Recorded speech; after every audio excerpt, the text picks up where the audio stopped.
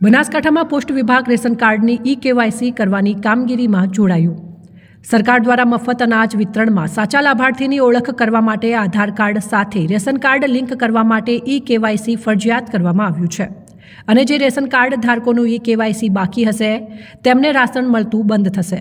જોકે ગામે ગામ રેશન કાર્ડ ધારકોના ઈ-કેવાયસી માટે કેમ્પ યોજવામાં આવ્યા હતા, પરંતુ કેટલાક રેશન કાર્ડ ધારકોના જૂના મોબાઈલ નંબર બંધ હોવાથી ઓટીપી ન મળવાને લઈને ઈ-કેવાયસી કરવામાં મુશ્કેલીઓ વેઠવવી પડી રહી છે।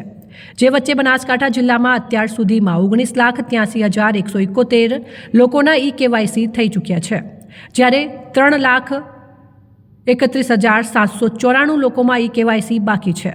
જ્યારે સરકારના અન્ન અને નાગરિક પુરવઠા ગ્રાહક વિભાગ દ્વારા એનએફએસએ કાર્ડ ધારક લાભાર્થીઓનું ઈ-કેવાયસી કરવા માટે પોસ્ટ વિભાગને ભલામણ કરી છે અને તારીખ 31/3/2025 સુધીમાં તમામ બાકી કાર્ડ ધારકોનું ઈ-કેવાયસી પૂર્ણ કરવાનો લક્ષ્યાંક આપવામાં આવ્યો છે, જેને લઈ બનાસકાંઠામાં પોસ્ટ કચેરી ખાતે તેમજ ગ્રામીણ કક્ષાએ ટપાલ વિતરણના કર્મચારી પાસે રેશન કાર્ડ ઈ-કેવાયસી કરી શકાશે।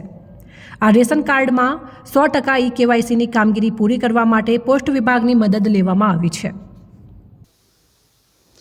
ભારતીય ટપાલ વિભાગ અને સ્ટેટ ગવર્મેન્ટે કોઓર્ડિનેશન કરી અને જે રાશન કાર્ડના ઈ-કેવાયસી કરવાના બાકી છે તે માટેની કામગીરી પોસ્ટ ખાતાએ સંભાળી છે અને ભારતીય ટપાલ વિભાગની આપણી બનાસકાંઠા ડિવિઝનની ગામડા સુધીની જે બ્રાન્ચ પોસ્ટ ઓફિસો છે એ દરેક ઓફિસમાં આપણા જે ટપાલ વિતરણના કર્મચારી છે એના માધ્યમથી આપણે રાશન કાર્ડ ઈ-કેવાયસી કરી શકાશે।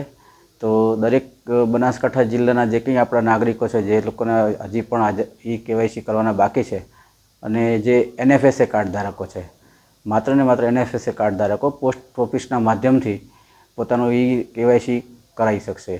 તેના માટે અમને આપની નજીકની પોસ્ટ ઓફિસનો સંપર્ક કરવાનો રહેશે અને અમારા જે ડાક કર્મચારી ટપાલ વિતરણ માટે આપના દ્વાર સુધી આવે છે એમનો સંપર્ક કરશો તો એ પણ તમને ઈ-કેવાયસી કરી આપશે।